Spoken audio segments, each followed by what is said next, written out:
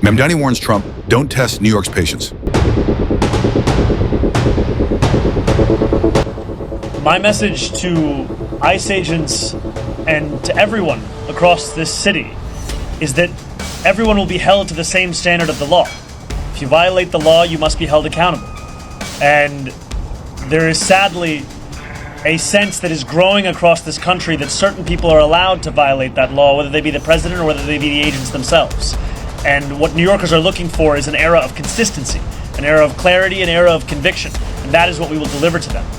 And I am looking forward to having conversations with Mayor Adams and his administration about the work of the transition to ensure that the handover is a seamless one and that it is one that benefits the shared work we all have to deliver for the people who call the city home. Last night was a great night for America and a 5-alarm fire for Donald Trump and Republicans. The Republicans' high-cost House is on fire, and they've only got themselves to blame.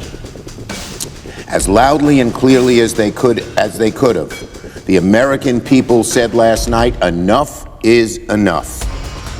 Enough with Donald Trump's tariffs, which are overwhelmingly being paid for by working people and small businesses.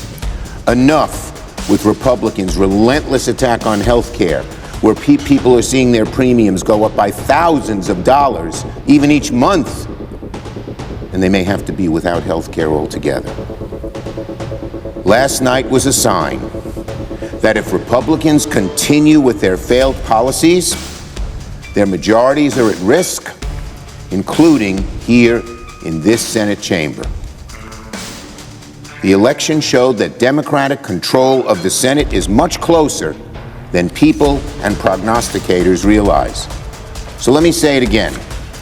Republicans' high-cost House is on fire, and they've only got themselves to blame. The White House hasn't reached out to congratulate me.